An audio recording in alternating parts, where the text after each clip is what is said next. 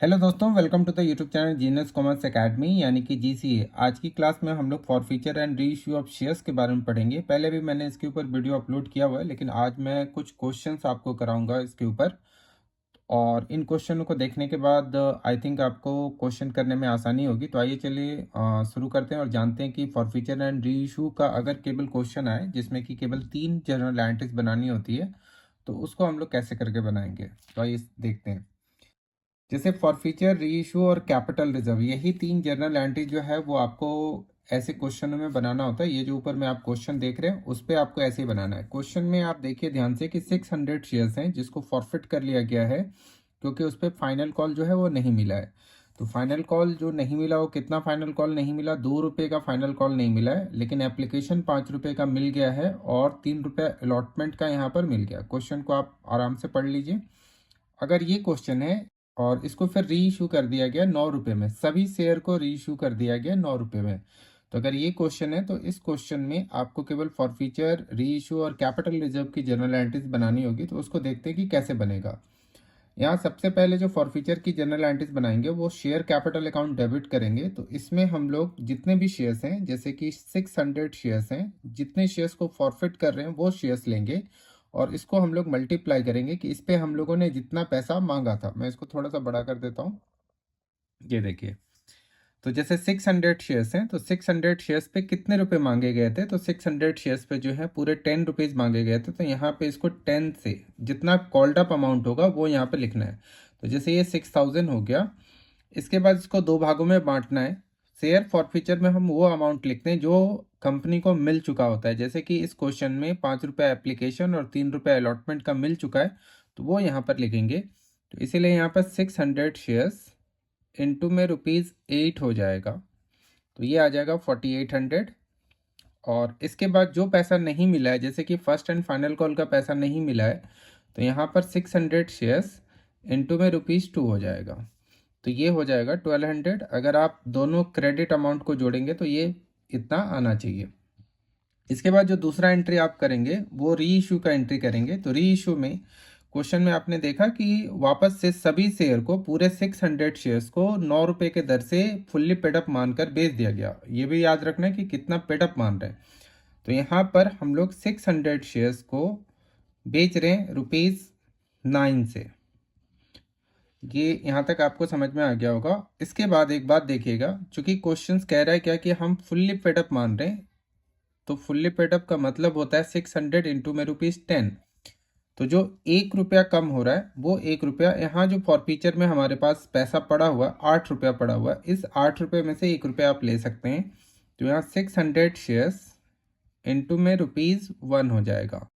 तो इस तरीके से ये देखिए कि ये 5400 हो गया और ये जो है ये 600 हो गया, तो ये फिर 6000 हो गया। जब हम शेयर को दोबारा री इशू करते हैं, जब हम शेयर्स को कभी भी री इशू करेंगे, तो जो भी घाटा हो रहा होगा उस घाटे की भरपाई हम शेयर फॉरफीचर मनी से कर सकते हैं। शेयर फॉरफीचर मनी का मतलब ये है कि जिन लोगों ने ये जो 2 रुपया नहीं दिया, यहाँ पर अगर ₹2 लिखेंगे यहाँ पर, तो जिन लोगों ने 2 रुपया नहीं दिया तो उनका ये 8 रुपया जो है वो जब्त हो गया। तो जब्त को इंग्लिश में फॉरफीचर बोलते हैं।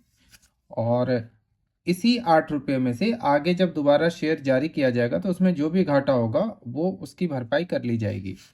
अब यहाँ पर आप एक बात देखिए, ये जो हमारे पास 8 रुपया जब्त किया हुआ पैसा था, फॉरफीचर मनी था, उसमें से हम लोगों ने 1 ही रुपया यहाँ पर क्या किया, यूज किया, इस्तेमाल किया। अगर आप ध्यान से देखेंगे ना, 1 रुपया इस्तेमाल किया।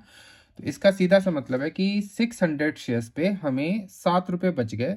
तो यहाँ पर 600 इंटू में ₹7, तो ये हो गया 4200 और यहाँ भी आ जाएगा 4200। चूंकि ये जो पैसा हमारा बचा है किसी कैपिटल प्रॉफिट से हुआ है, कहने का ये मतलब है कि एक कंपनी का ये मुख्य व्यवसाय नहीं है। ये शेयर को फॉरफीचर करना फिर उससे पैसा कमाना, ये उसका मेन लाइन ऑफ बिजनेस नहीं है। ऐसा ये कंपनी चाहती भी नहीं है कि हो, लेकिन कंपनी को फिर भी हो जाता है ऐसा प्रॉफिट। तो ऐसे प्रॉफिट जो ऑपरेटिंग एक्टिविटीज से ना हो, तो उसको हम लोग एक अलग से अकाउंट खोलकर यानी कि कैपिटल रिजर्व में ट्रांसफर करते हैं। तो इसीलिए इसको कैपिटल रिजर्व में ट्रांसफर किया गया। एक क्वेश्चन और भी करते हैं, ऐसे कुछ और भी क्वेश्चन करा देता हूं ताकि आपको क्लियर हो जाए। आप देखिए ये क्वेश्चन देखिए आप ध्यान से। इस क्वेश्चन में जो है 200 शेयर्स हैं जिनको फॉरफिट किया गया है फॉरफिट का मतलब जब्त करना, तो इनको जब्त कर लिया गया। क्यों? क्योंकि इस पे केवल एप्लीकेशन मनी 4 रुपया मिला, अलॉटमेंट का 3 रुपया, उसके बाद फर्स्ट कॉल का 2 रुपया और फाइनल कॉल का 1 रुपया नहीं मिला। तो पहले हम लोग फॉरफीचर की जनरल एंट्रीज करेंगे। तो फॉरफीचर की जनरल एंट्रीज ऐसे होगा, जैसे 200 शेयर्स को जब्त किया है, इनटू में उनसे कितने रुपए मांगे थे, तो 10, तो यहाँ पर 2000 रुपये आ जाएगा। इसके बाद जैसे हमें मिला कितना है वो देखिए, 4 रुपया मिला है, तो यहाँ पर 200 शेयर्स इनटू में ₹4 हो जाएगा, यानी कि 800 रुपया केवल मिला हम लोगों को। फिर यहाँ पर 200 शेयर्स जो अलॉटमेंट का था 3 रुपया, वो हम लोगों को नहीं मिला, तो यहाँ पर 600 नहीं मिला।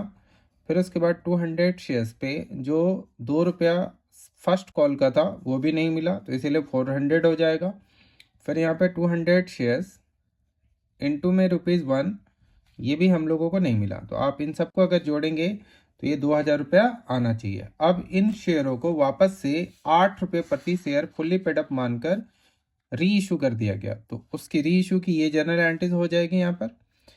तो 200 शेयर्स हैं, 200 शेयर्स को हम लोगों ने यहाँ पर 8 रुपये के हिसाब से बेच दिया, तो ये हो गया 1600 रुपया। और 8 रुपये के हिसाब से बेचा है, फुल्ली पेड अप है। फुल्ली पेड अप का मतलब यहाँ पर जो 200 शेयर्स हैं फुल्ली पेड अप, यानी कि वो 10 रुपये का मान रहे हैं, तो फिर घाटा लग रहा है, क्योंकि 10 रुपये की चीज़ को 8 रुपये में कंपनी जारी कर रही है। तो यहाँ पे 2 रुपये तो चाहिए, तो ये 2 रुपया चूँकि हमारे पास पर्याप्त है क्या फॉरफीचर में, तो फॉरफीचर में देखें यहाँ पर 4 रुपया पर्याप्त है, 4 में से 2 आप ले सकते हैं।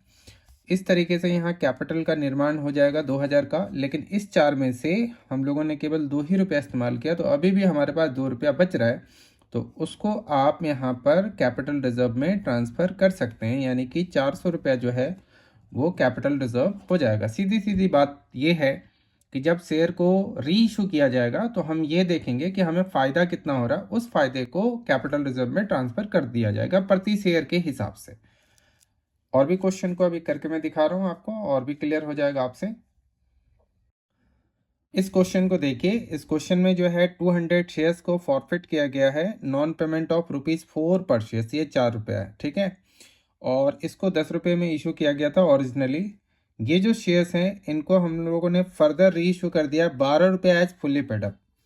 अब 12 रुपया में री इशू कर दिया गया, और इस क्वेश्चन को करते हैं। तो जैसे पहले सबसे पहले फॉरफीचर करते हैं। तो यहाँ पर 200 शेयर्स है, तो 200 शेयर्स गुने में 10 रुपया, क्योंकि 10 रुपया मांगे गए थे, मतलब 2000 रुपया मांगा गया था। 4 रुपया नॉन पेमेंट का है, तो 200 शेयर्स, यहाँ 200 होगा, 200 शेयर्स इनटू में 6 रुपया आ जाएगा। क्यों? क्योंकि 4 रुपया नॉन पेमेंट है, तो इसका मतलब 1200 रुपया तो हमें मिल गया। अब ये जो नॉन पेमेंट है ना, ये डिटेल नहीं दिया हुआ क्वेश्चन में कि किस चीज़ का नॉन पेमेंट है, अलॉटमेंट का पेमेंट नहीं हुआ कि फाइनल कॉल का पेमेंट नहीं हुआ। तो जब हमें पूरा डिटेल दिया रहता है तो हम डिटेल लिख देते हैं, जैसे इस क्वेश्चन में डिटेल लिख दिया, इस क्वेश्चन में डिटेल दिया हुआ था तो डिटेल लिख दिया। नहीं अगर डिटेल दिया रहेगा तो सिंपली आप यहाँ पर जो है कॉल सिंस फाइनल कॉल भी लिख सकते हैं, या फिर कॉल सिंस एरियर भी लिख सकते हैं यहाँ पर। तो मैं यहाँ पर मान के चल रहा हूँ कि फाइनल कॉल का ही नहीं दिया होगा, तो 200 शेयर्स गुने में 4 रुपये यहाँ पर लिख देंगे, 800 रुपये नहीं मिला। दोबारा इन शेयरों को 12 रुपये के दर से री इशू कर दिया गया है, तो यहाँ पर जो है 200 शेयर्स इनटू में ₹12, यानी कि 2400 रुपये में शेयर्स कर दिया गया। ध्यान देने वाली बात यह है कि 10 रुपये का शेयर्स था, लेकिन उसको 12 में इशू किया गया, तो इसको भी बोलेंगे इशूड एट प्रीमियम, ये प्रीमियम पे किया गया, तो यहाँ एक चीज़ नया आ जाएगा, प्रीमियम। और ये जो शेयर फॉर फीचर है ये लिखने की फिर ज़रूरत नहीं पड़ेगी आपको, इसको लिखने की कोई ज़रूरत नहीं है। यहाँ पर 200 शेयर्स इनटू में ₹10 ही आएगा, तो यहाँ पर 2000 आ जाएगा। और जो 2 रुपया एक्सेस इन्होंने लिया है, तो 200 शेयर्स, कॉमा नहीं लगेगा, 200 शेयर्स इनटू में ₹2, ये 400 जो है वो सिक्योरिटीज प्रीमियम आ जाएगा। फिर इसके बाद अगर देखा जाए तो ये पूरा का पूरा हमारा 6 रुपया बच रहा है, वो सभी कहाँ पर ट्रांसफ़र हो जाएगा, तो कैपिटल रिजर्व में ट्रांसफ़र हो जाएगा।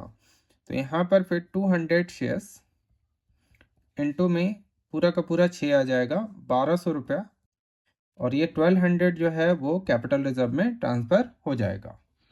ये भी एक अच्छा क्वेश्चन था। अब थोड़ा सा एक ट्रिकी सा क्वेश्चन आपको दिखाता हूँ, फिर नेक्स्ट क्लास में हम लोग issue of shares at premium and then forfeiture के बारे में पढ़ेंगे।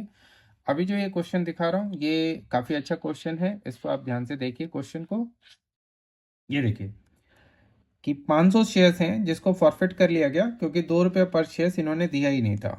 These shares were originally issued eight ₹10, 10 रुपये के हिसाब से पार पे बेचा गया था, लेकिन ओनली 6 रुपया जो है यहाँ पर ध्यान देंगे, ओनली 6 हैड बिन कॉल्ड।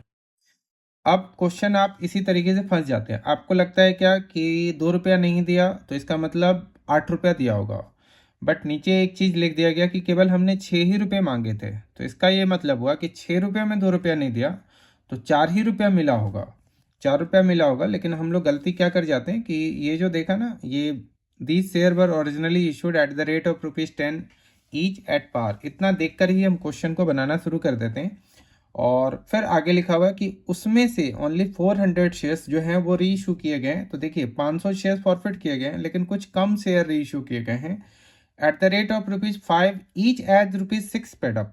ऐसा क्वेश्चन अक्सर गलती कर जाते हैं, तो इसको तो आप ध्यान से देखना। जैसे देखो यहाँ पर सबसे पहले तो 500 शेयर्स को हम फॉरफिट करेंगे। 500 शेयर्स पे हमने मांगे कितने, 10 नहीं लिखेंगे, 6 लिखेंगे क्योंकि 6 ही रुपया कॉल्ड किया है। तो 500 शेयर्स इंटू में 6, इसका मतलब 3000 रुपया जो है वो हो गया। इस पे मिला कितना है, तो देखो 6 मांगा है, 2 नहीं मिला, तो इसका मतलब 4 रुपया मिला है। तो 500 शेयर्स इंटू में ₹4 आ जाएगा यहाँ पर, यानी कि 2000 रुपया मिला। 1000 रुपया नहीं मिला। अब यह फाइनल कॉल का तो नहीं है क्योंकि 6 ही रुपया मांगा गया है, तो ऐसे केस में सिचुएशंस के अभाव में आप यहाँ पर कॉल्स इन एरियर भी लिख सकते हैं। तो कॉल्स इन एरियर मैंने लिख दिया यहाँ पर 500 शेयर्स इंटू में ₹2, तो यहाँ पर 1000 रुपया आ जाएगा। इसके बाद दोबारा हम लोगों ने शेयर्स को बेच दिया है 5 रुपये में, 6 रुपये में नहीं बेचा, 5 रुपये में बेचा है, लेकिन केवल 400 शेयर बेचे हैं। तो 400 शेयर्स इंटू में ₹4 हो जाएगा, 4 नहीं 5 होगा। तो 400 शेयर्स इंटू में ₹5, तो ये आ गया 2000। यहाँ पे लिखा हुआ है ₹6 पेडअप, तो 5 में आप इशू कर रहे हो, 6 पेडअप है, फुल्ली पेडअप नहीं है। फुल्ली पेडअप होता तो 10 से कंपेयर करते, लेकिन यहाँ पे 6 पेडअप है, तो इसीलिए 400 शेयर्स इंटू में ₹1 हम लोग लेंगे तो 6 हो जाएगा, और ये 1 इस 4 रुपये में से ले रहे हैं क्योंकि यही फायदे वाली चीज़ है यहाँ पर। तो यहाँ पर आ जाएगा कितना, 400, और यहाँ पर आप लिखोगे 400 शेयर्स इंटू में ₹6, तो 2400 हो गया यहाँ पर। इस तरीके से कैपिटल का भी निर्माण हो गया। अब आगे आते हैं, हम यहाँ पर केवल 400 शेयर्स से ही मल्टीप्लाई करके लिखेंगे कितना फ़ायदा हुआ। आप कहेंगे क्या कि 500 से क्यों नहीं करेंगे, तो 500 को अभी इशू नहीं किया गया, 100 इसमें बचा हुआ है, तो वो जब इशू किया जाएगा तो उसका फिर अलग से करते, लेकिन अभी 400 शेयर्स को ही री इशू किया गया, इसीलिए जो भी प्रॉफिट का पार्ट होगा वो 400 शेयर्स पे ही निकलेगा। तो देखो 400 शेयर्स पे 4 रुपये पर शेयर के हिसाब से था, 4 में से 1 हमने इस्तेमाल किया है यहाँ पर, तो यहाँ पर हमारे पास 3 रुपया बचा हुआ है। जो हमारे पास शेयर फॉरफीचर में 4 रुपये का फ़ायदा था पर शेयर में से 1 ही रुपया तो यहाँ पे हमने इस्तेमाल किया अभी। तो 400 इंटू में 3, तो यहाँ पर आ जाएगा 1200, और यहाँ भी आ जाएगा 1200। तो ये कुछ क्वेश्चन थे जिनको मैंने आपको अभी सॉल्व करके दिखाया। ये जो क्वेश्चन थे ये थे issue of shares at par and then forfeited, ठीक है ना, और फिर अगेन फर्दर री इशूड, मतलब forfeiture and reissue of shares which were originally issued at par भी बोलते हैं इसको।